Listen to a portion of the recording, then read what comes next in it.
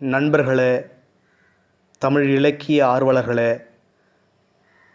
வணக்கம். முந்தைய பதிவில் சங்க இலக்கியம் 8 தொகை நூல்கள் குறித்த தொகுப்பு மரபு குறித்து பார்த்தோம்.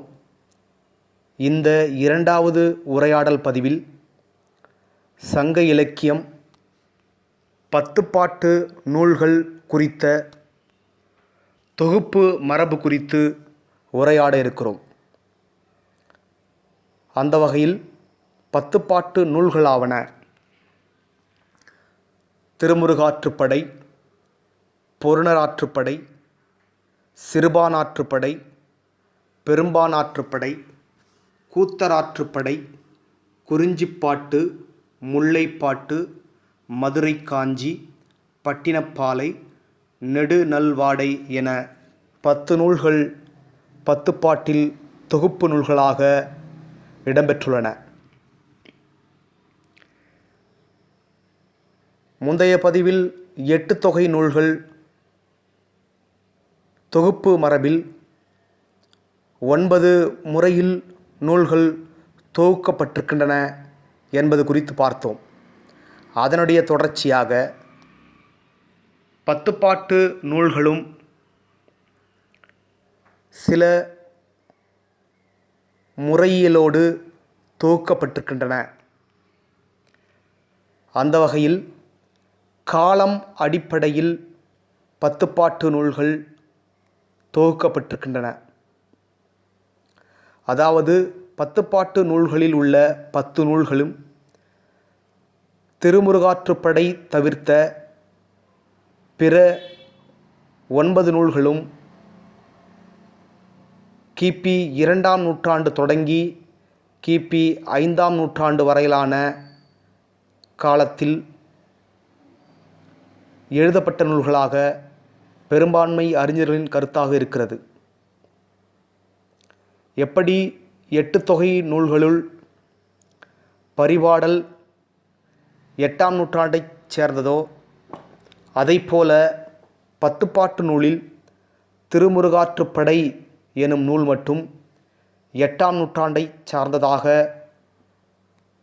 வையாபுரி பிள்ளை அவர்கள் தன்னுடைய ஆராய்ச்சி முடிவுகளின் மூலம் குறிப்பிடுகிறார்.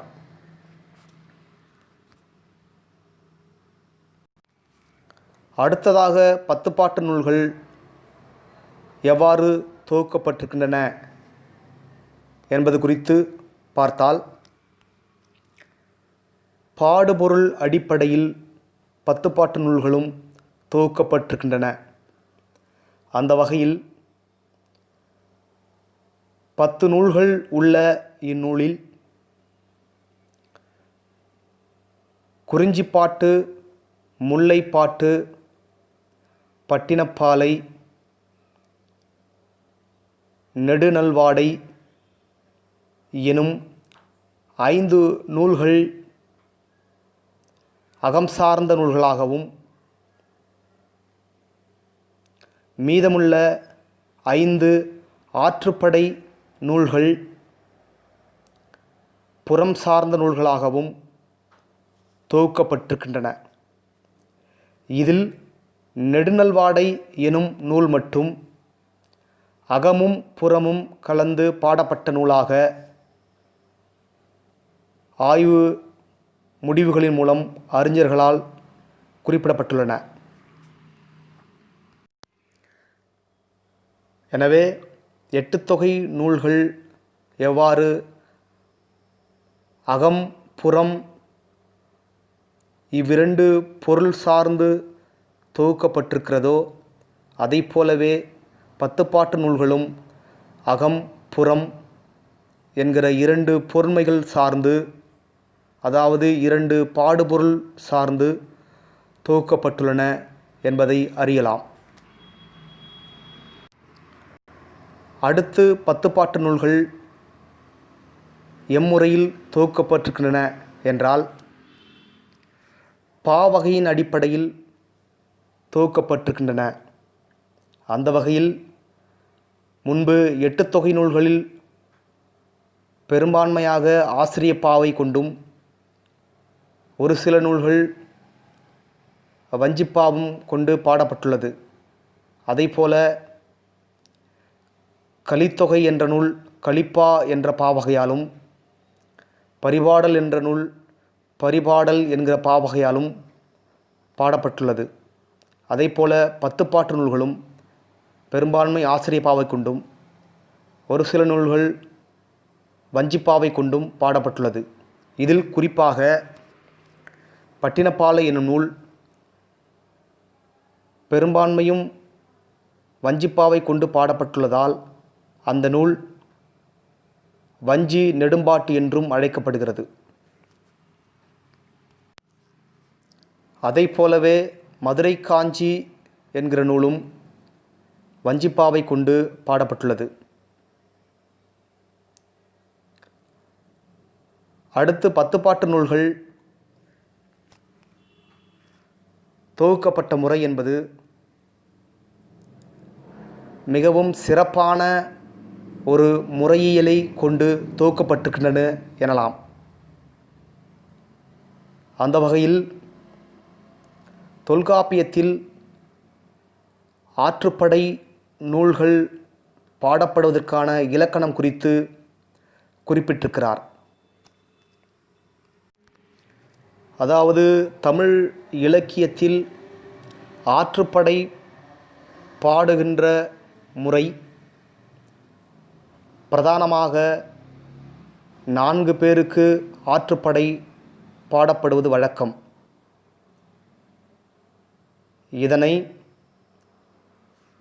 தொல்காப்பியம் கூத்தரும் பாணரும் பொருணரும் விரலியும் ஆற்றிடை காட்சி உறழத் தோன்றி பெற்ற பெருவளம் பெறார்க்கு அறிவுறீச் சென்று பயன் எதிர்ச் சொன்ன பக்கமும் என்று தொல்காப்பியம் பொருளதிகாரத்தில் இடம்பெற்றுள்ளது. இதை வைத்து பார்க்கும் பொழுது சங்க இலக்கியங்கள் எழுதுவதற்கு முன்பு ஆற்றுப்படை நூல்கள் தமிழில் இருந்திருக்கிறது. அப்படி ஆற்றுப்படை பாடப்படுவது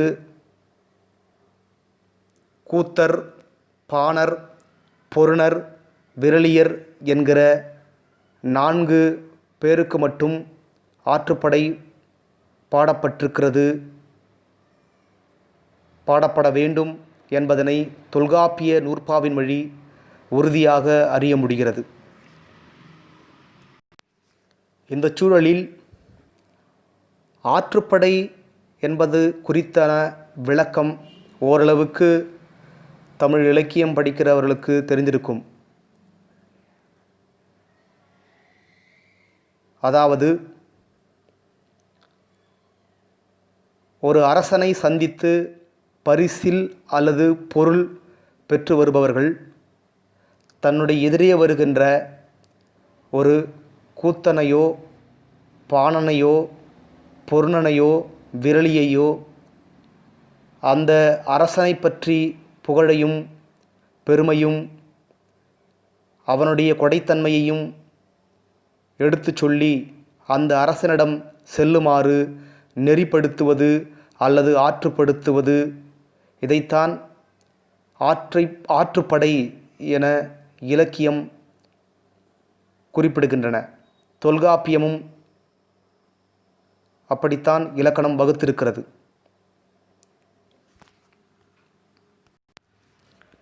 இப்படி பாடப்பட்டுள்ள ஆற்றுப்படை நூல்களில், குறிப்பாக 10 பாட்டில் உள்ள ஆற்றுப்படை நூல்களில் கூத்தராற்றுப்படை என்று சொல்லப்படுகிற மலைபடுகடாம் என்கிற ஆற்றுப்படை நூல் இருக்கிற 5 ஆற்றுப்படை நூல்களில் அடியளவாலும் பாடப்பட்ட பொருள் விதத்தாலும் மிகவும் பெரிய நூலாக இருக்கிறது.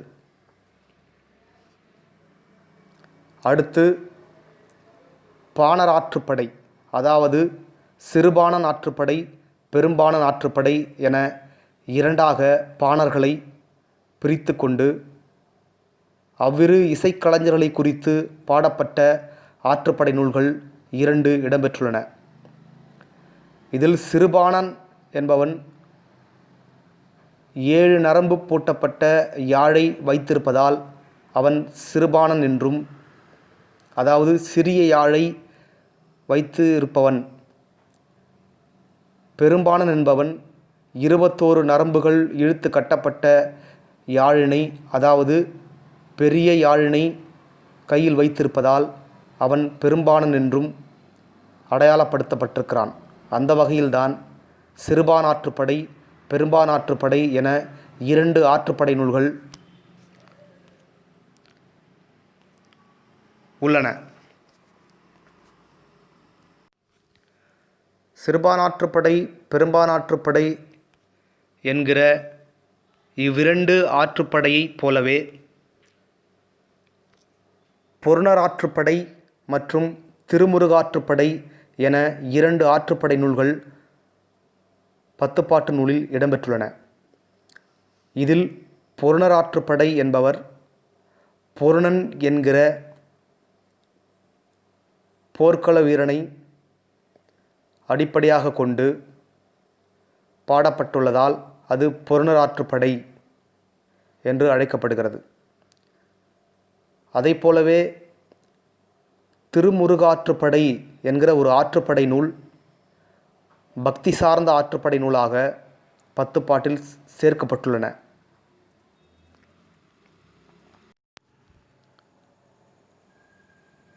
முருக பக்தனை அடிப்படையாக கொண்டு பாடப்பட்டுள்ள ஒரு ஆற்றுப்படை நூல் திருமுருகாற்றுப்படை. நமக்கு சங்க இலக்கியத்திலோ தொல்காப்பியத்திலோ வெளிப்படையாக முருகனை ஆற்றுப்படுத்தும் வகையிலோ முருகபெருமான் குறித்த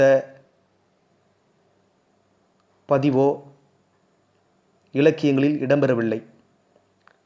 அப்படியிருப்பின் ஒரு முருகபக்தன் இன்னொரு முருகபக்தனை ஆற்றுப்படுத்தும் வகையில் எழுதப்பட்டுள்ள திருமுருகாற்றுப்படை என்கிற ஆற்றுப்படை நூல் எவ்வாறு 10 பாட்டு நூலில் சேர்க்கப்பட்டது? இதற்கு பின் இருக்கும் அரசியல் குறித்தும் திருமுருகாற்றுப்படை 10 பாட்டு நூலில் சேர்க்கப்பட்ட முறையியல் குறித்தும் எஸ். வையாபுரி பிள்ளை மிக நீண்ட ஒரு ஆராய்ச்சி முன்னெடுத்துக்கிறார். அந்த வகையில் தமிழ்நாட்டில் சைவ சமயம் சமண பௌத்த சமயங்களை அழித்து சைவ சமயத்தை ஒரு நிறுவனமான சமயமாக உருவாக்குவதற்காக, கட்டமைப்பதற்காக சைவ சமயம் சார்ந்து எழுதப்பட்டுள்ள திருமுருகாற்றுப்படையை, அதாவது கிபி 8ஆம் நூற்றாண்டில் எழுதப்பட்டுள்ள இந்த நூலை தமிழ் இலக்கியத்தின் தொன்மையாக தமிழில் செவ்விலக்கியங்களாக உள்ள 8 தொகை 10 பாட்டு நூல்களுள் இந்த நூல்களை சேர்ப்பதன் மூலம், அதாவது 8 தொகை நூல்களுள் பரிபாடலும் 10 பாட்டு நூலில் திருமுருகாற்றுப்படையும் வலிந்து சேர்க்கப்பட்டதாக எஸ். வையாபுரி பிள்ளை தன்னுடைய ஆய்வு முடிவுகள் மூலம் வெளிப்படுத்துகிறார். அவர் குறிப்பிடுவது போல சங்க இலக்கியங்களிலோ தொல்காப்பியத்திலோ அதற்கு முன்னிருந்த இலக்கண இலக்கியங்களிலோ முருகனை பற்றிய எந்த ஒரு பதிவும் இல்லை. தொல்காப்பியத்தில் ஒரு நூற்பா இருக்கிறது.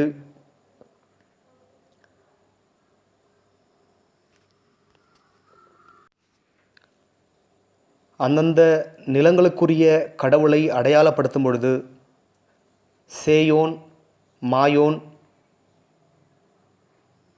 என அடையாளப்படுத்தும் பொழுது சேயோன் என்பவன் சிவபெருமானையும் மாயோன் என்பவன் திருமாலையும் குறிப்பிடுவதாக பின்வந்த உரையாசிரியர்கள் தானாக பொருள் கொள்கிறார்கள்.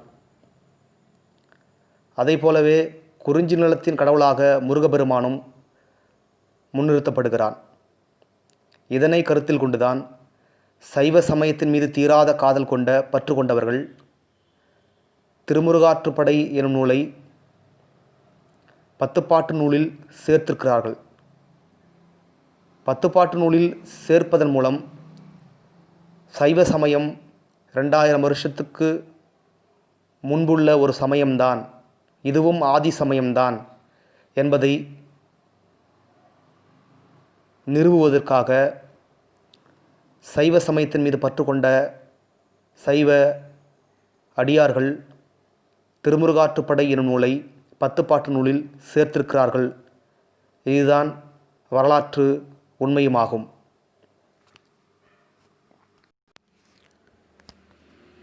எனவே 10 பாட்டில் இடம்பெற்றுள்ள திருமுருகாற்றுப்படை எனும் நூல் மிகவும் பிற்காலத்தைச் சேர்ந்தது என்பதை தெரிய முடிகிறது. தொல்காப்பியத்தில் கூத்தர், பாணர், பொருணர், விறலியர் என்கிற 4 பேருக்கும் ஆற்றுப்படை நூல் பாடப்படுவது மரபு என்றும், அப்படிதான் ஆற்றுப்படை நூல்கள் இருந்தது என்றும் தொல்காப்பிய நூற்பாவின் வழி அறிய முடிகிறது. இருப்பினும் இங்கு ஒரு வரலாற்று மறைப்பு, வரலாற்று இருட்டடிப்பு நடைபெற்றுகிறது. அதாவது கூத்தர், பாணர், பொருணர், விறலியர் என்கிற 4 இசைக்கலைஞர்களுள் நமக்கு கூத்தராற்றுப்படையும், பாணராற்றுப்படையும், பொருணராற்றுப்படையும் என 3 ஆற்றுப்படை நூல்கள் இடம்பெற்றுள்ளன. 4வதாக குறிப்பிடப்பட்டுள்ள விறலி ஆற்றுப்படை என்கிற ஒரு நூல் தனித்து இலக்கியத்தில் இல்லை. அதற்காக விறலி ஆற்றுப்படை பாடப்படவே இல்லை என்றும் சொல்லிவிட முடியாது. விறலி ஆற்றுப்படை குறித்து விறலியை ஒரு அரசனிடம் ஆற்றுப்படுத்துத முறை குறித்தும் ஆற்றுப்படுத்தப்பட்டிருக்கிறது என்பது குறித்தான ஆதாரங்கள் நமக்கு புறநானூற்றில் இடம்பெற்றுள்ளன. அதாவது புறநானூறு 103வது பாடலிலும் 108வது பாடலிலும் விறலியை ஆற்றுப்படுத்திருக்கிற மரபு முறை இருந்திருக்கிறது. அந்த வகையில் வேள்பாரியிடம் கபிலர் ஒரு விறலியை ஆற்றுப்படுத்துகிறார். அதியமானிடம் ஔவையார் விறலியை ஆற்றுப்படுத்துகிறார். அதுவும் தான் ஒரு விறலியாக இருந்ததை குறித்தும் ஔவை பதிவு செய்திருக்கிறார். அதன் மூலம் கபிலர் எழுதிய புறநானூற்று 103வது பாடலிலும் ஔவை எழுதிய புறநானூறு 108வது பாடலிலும் விறலியை ஆற்றுப்படுத்தியிருக்கிற முறை பதிவு நமக்கு இருக்கிறது. எனவேதான் விறலி ஆற்றுப்படை என தனி இலக்கியம் எங்கே போனது? உண்மையில் பாடப்படவே இல்லையா? அவ்வாறு பாடப்பட்ட நூல் திட்டமிட்டு அழிக்கப்பட்டதா?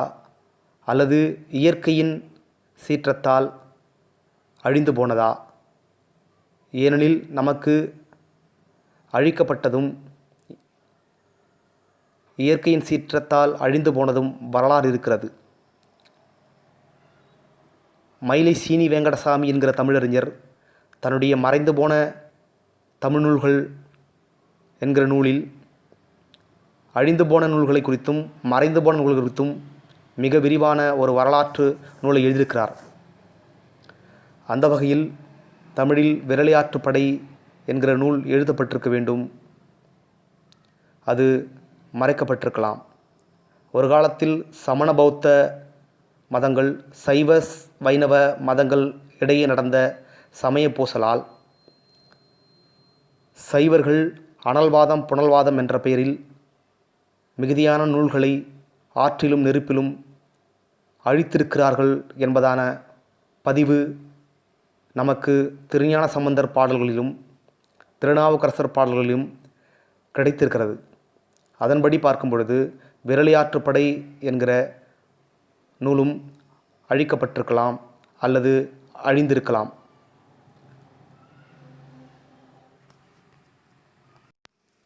தொல்காப்பியத்தில் குறிப்பிடப்படாத முருகபக்தனை பற்றிய திருமுருகாற்றுப்படை நூல் இங்கே திட்டமிட்டு சேர்க்கப்பட்டிருக்கிறது. ஆனால் தொல்காப்பியர் குறிப்பிட்ட விறலியை ஆற்றுப்படுத்துகின்ற இலக்கிய வகை இங்கே காணாமல் போயிருக்கிறது அல்லது அழிந்து போயிருக்கிறது என்பதான விவாதங்கள் தமிழ் இலக்கியச் சூழலில் தொடர்ந்து நடைபெறும் இருக்கிறது. இவ்வாறு தொகுக்கப்பட்ட 10 பாட்டு நூல்களுள் ஆற்றுப்படை நூல்கள் சரிபாதியாக இருப்பதனால் இவ்வகையான ஆராய்ச்சி முடிவுகளும் ஆய்வு விவாதங்களும் தொடர்ந்து தமிழ்ச்சூழலில் நடைபெற்ற வண்ணம் இருக்கிறது. இங்கே இன்றொரு முக்கியமான விவாதத்தை எழுப்பலாம். கூத்தராற்றுப்படை என்று சொல்லப்படுகிற மலைபடுகடாம் எனும் நூல் கூத்தர்களை பற்றி பாடப்பட்டுள்ளதாக இலக்கிய வரலாற்று ஆசிரியர்கள் குறிப்பிடுகிறார்கள். இந்த நூலுக்கு யார் கூத்தராற்றுப்படை என பெயர் வைத்தது, அல்லது உண்மையில் மலைபடுகடாம் என்றுதான் பாடப்பட்டதா என்கிற கேள்விகள் எழுகிறது. அதற்கு காரணம், சிறுபானாற்றுப்படை எனும் நூலில் ஒரு சிறுபாணன் இன்னொரு சிறுபாணனை ஆற்றுப்படுத்தியிருக்கிறான் என்பதற்கான இலக்கிய பதிவு பாடல் வரி இடம்பெற்றிருக்கிறது. இன்குரல் சீரியாழ் இடைவையின் தழீஇ என்கிற சொல்லாட்சியும்,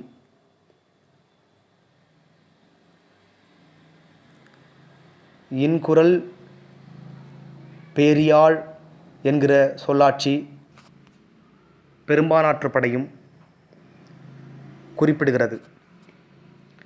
எனவே இவ்விரண்டு நூல்களும் சிறுபாணனை பற்றி பாடப்பட்டதுதான், பெரும்பாணனை பற்றி பாடப்பட்டதுதான் என்பதற்கான ஆதாரங்கள் நமக்கு கிடைக்கின்றன. ஆனால் ஒரு கூத்தன் இன்னொரு கூத்தனை ஆற்றுப்படுத்தியிருக்கிறான் என்பதற்கான தெளிவான பாடல் வரிகள் இல்லாத மலைபடுகடாம் என நூல் எவ்வாறு கூத்தராற்றுப்படை என்று அழைக்கப்பட்டிருக்கிறது என்பதற்கான பதில்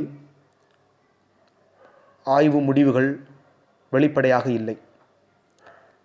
இருப்பினும் அந்த நூல் மலைபடுகடாம் என்றும் கூத்தராற்றுப்படை என்றும் அழைக்கப்படுகிறது. இங்கும் இதுவும் ஒரு அரசியல் விவாதமாகவே எழுப்ப தோன்றுகிறது.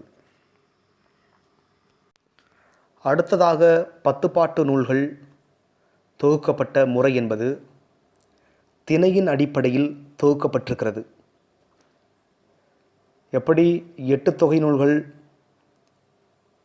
2 நூல்கள், அதாவது கலித்தொகையும் ஐங்குறுநூறும் 5 நிலங்கள் சார்ந்து 5 திணைகள் சார்ந்து தொகுக்கப்பட்டிருக்கிறதோ, அதைப்போலவே 10 பாட்டு நூல்களும் திணைக்கு முக்கியத்துவம் கொடுத்து தொகுக்கப்பட்டிருக்கிறது. அவ்வகை திணையினுடைய பெயரே நூலின் பெயராகவும் அமைந்திருக்கிறது என்பது 10 பாட்டு நூல்களினுடைய தொகுப்பு மரபில் மிகவும் சிறப்பான ஒன்றாகும். ஆதாரமாக முல்லைத்திணையை பற்றிய வர்ணனையாக பாடப்பட்டுள்ள முல்லைப்பாட்டு என்கிற நூலும், குறிஞ்சித்திணை சார்ந்த செய்திகளை, சிறப்புகளை, 99 மலர்கள் பற்றிய குறிப்புகளை குறிப்பிடுகிற குறிஞ்சிப்பாட்டு எனும் நூலும், இவ்விரண்டு நூலும் முல்லை மற்றும் குறிஞ்சித்திணை சார்ந்து எழுதப்பட்டிருக்கிறது. அதைப்போலவே பாலை திணையை அடிப்படையாக கொண்டு பட்டினப்பாலை என்கிற நூலும், காஞ்சித்திணை அதாவது நிலையாமை பற்றி பேசுகிற காஞ்சித்திணை குறித்த மதுரை காஞ்சி நூலும், இங்கே குறிஞ்சிப்பாட்டு, முல்லைப்பாட்டு, பட்டினப்பாலை என்கிற 3 நூல்கள் அகத்திணை சார்ந்தும், மதுரை காஞ்சி என்கிற நூல் புறத்திணை சார்ந்தும் எழுதப்பட்டிருக்கிறது என்பது மிகவும் முக்கியமான கருத்தியாகும். இங்கே திருமுருகாற்றுப்படை குறித்து இன்னொரு முக்கியமான கேள்வி, 4 ஆற்றுப்படை நூல்களுள், அதாவது கூத்தராற்றுப்படை, பாணராற்றுப்படை, பொருணராற்றுப்படை, விறலி ஆற்றுப்படை என்கிற 4 ஆற்றுப்படை இலக்கண மரபில் 4 நூல்களுக்கும் எந்த வகையில் முக்கியத்துவம் கொடுக்கப்பட்டிருக்கிறது, காலத்தால் பிந்திய திருமுருகாற்றுப்படை என்கிற நூலுக்கு எந்த அளவுக்கு முக்கியத்துவம் கொடுக்கப்பட்டிருக்கிறது என்பது அந்த நூல்கள் வைப்பு முறையை கொண்டு அதனுடைய அரசியலை புரிந்து கொள்ளலாம். திருமுருகாற்றுப்படை, சிறுபானாற்றுப்படை, பெரும்பானாற்றுப்படை, பொருணராற்றுப்படை, கூத்தராற்றுப்படை என்கிற இந்த ஆற்றுப்படை மரபில் திருமுருகாற்றுப்படை தான் முதலில் குறிப்பிடப்படுகிறது. அதற்கு காரணம், அது முருகனை பற்றி பாடப்பட்டுள்ளதால், அது முழுக்க முழுக்க சைவ சமயம் சார்ந்த நூல் என்பதால் வைப்பு முறையில் குறிப்பிடப்படுவதில் முதலில் சொல்லுகின்ற ஒரு முறை, அதுவும் திட்டமிட்டு உருவாக்கப்பட்டிருக்கிறது, நடைபெற்றிருக்கிறது என்பதனையும் புரிந்து கொள்ள முடிகிறது. ஆகையினால்தான் தொகுப்பு மரபில் கூட திருமுருகாற்றுப்படை முதலில் உள்ளது. இதற்கு முழுமையான காரணம் தமிழ்நாட்டில் நிலவிய சைவ சமயத்தின் ஆதிக்கமே ஆகும். இவ்வாறு 10 பாட்டு நூல்கள் குறிப்பிட்ட சில முறையிலோடு தொகுக்கப்பட்டிருக்கிறது என்பதனை இந்த உரையாடல் பதிவின் மூலம் உள்வாங்க முடிகிறது. நினைவுபடுத்துவதற்காக 10 பாட்டு நூல்கள் தொகுக்கப்பட்ட முறையிலை காலத்தின் அடிப்படையிலும், பாடுபொருள் அடிப்படையிலும், பாவகை அடிப்படையில், ஆற்றுப்படை நூல்கள் அடிப்படையில், திணை சார்ந்த நூல் அடிப்படையிலும் என சில தொகுப்பு மரபை கொண்டு 10 பாட்டு நூல்கள் தொகுக்கப்பட்டிருக்கிறது. எனவே எந்த ஒரு காலத்தில் எழுதப்பட்ட நூலும் சில முறையியலோடு, சில தொகுப்பு மரபை கொண்டுதான் இலக்கியங்கள் தொகுப்பதும், பிறகு அதற்கு உரை எழுதுவதும், பிறகு அதனை பதிப்பித்து நூல்களாக வெளியிடுவதுமாக என்கிற சில முறையியலை தமிழ் அறிஞர்கள் தமிழ் இலக்கியச் சூழலில் பின்பற்றுகிறார்கள் என்பதனை 8 தொகை நூல்கள் தொகுப்பு முறையையும் 10 பாட்டு நூல்களின் தொகுப்பு முறையையும் கொண்டு முழுமையாக ஆய்வு சார்ந்த நிலையிலும் உள்வாங்க முடிகிறது.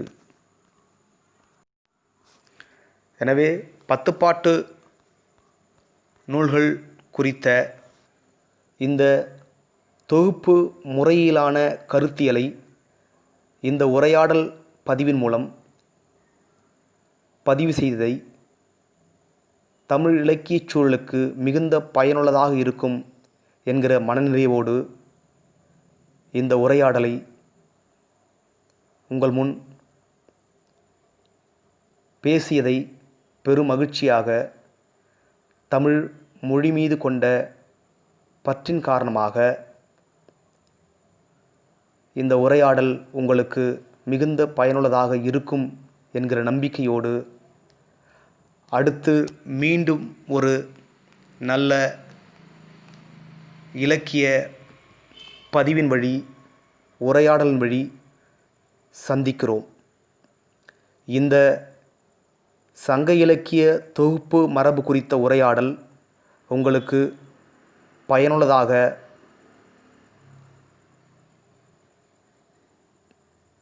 திருப்தியுள்ளதாக இருந்திருந்தால் மறக்காமல் இந்த உரையாடலை